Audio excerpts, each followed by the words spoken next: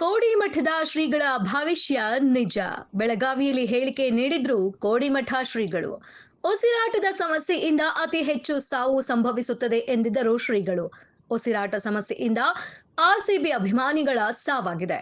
ಇನ್ನು ವಾಯುವಿನಿಂದ ಅತಿ ಹೆಚ್ಚು ಸಾವು ನೋವು ಎಂದಿದ್ರು ಶ್ರೀಗಳು. ಅದೇ ರೀತಿಯಾಗಿ ವಿಮಾನ ಅಪಘಾತದಲ್ಲಿ 241 ಪ್ರಯಾಣಿಕರ ಸಾವಾಗಿದೆ ಉಸಿರಾಟದ ತೊಂದರೆಯಿಂದ, ಹಾಗೆ ವಾಯುನಿಂದ. ಹೋಗುತ್ತೆ ಬರುತ್ತೆ. ಇದರ ಆಯುಷ್ 5 ವರ್ಷ ಇದೆ.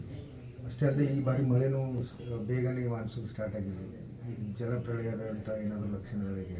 ಈ 4 ಮೊನ್ನೆ ಹೇಳಿದ್ದಲ್ಲ, ವಾಯು ಜಾಸ್ತಿ ಇದೆ, ಜಲದ್ದು ಜಾಸ್ತಿ ಇದೆ, ಮೇಘಸ್ಫೋಟ ಆಗೋ ಲಕ್ಷಣ ಭಾಳ ಇದೆ, ಹಿಮಾಲಯದಿಂದ ಅಪಾಯ ಇದೆ, ಅದು ಡೆಲ್ಲಿವರೆಗೆ ಆವರಿಸ್ತದೆ, ಭೂಕಂಪಗಳು ಭಾಳ, ಜನಗಳ ಸಾವುಗಳು, ಮತೀಯ ಗಲಭೆ ಹೆಚ್ಚು, ಅರಸ ನರಮನೆಗೆ ಕಾರ್ಮೋಡ ಕವಿದಿತ್ತು.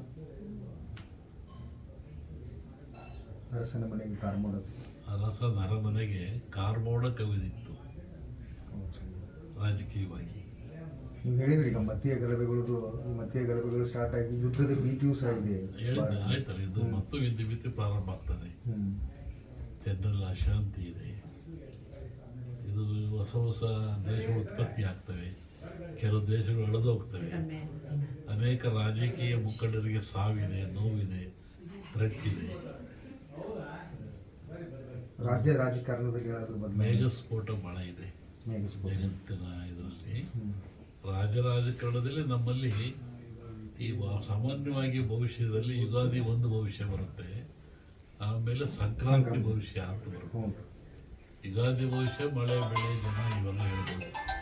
ಸಂಕ್ರಾಂತಿ ಭವಿಷ್ಯದಲ್ಲಿ ರಾಜರ ಬಗ್ಗೆ, ದೊಡ್ಡ ದೊಡ್ಡ ವ್ಯಾಪಾರಸ್ಥರ ಬಗ್ಗೆ, ಶ್ರೀಮಂತರ ಬಗ್ಗೆ ಅದು ಬರುತ್ತೆ. ಅದರಲ್ಲಿ ಸಂಕ್ರಾಂತಿಯವರಿಗೇನು ಸರ್ಕಾರಕ್ಕೆ ಅಪಾಯ ಇಲ್ಲ. ಸಂಕ್ರಾಂತಿ ಭವಿಷ್ಯ ನೋಡಿ ಹೇಳ್ಬೋದು ಏನಾಗುತ್ತೆ. ಆ ಮಧ್ಯೆ ಹೇಳಿದ ಕಾರ್ಮೋಡ ಕವಿದೀತು, ಯಾರಿಗೂ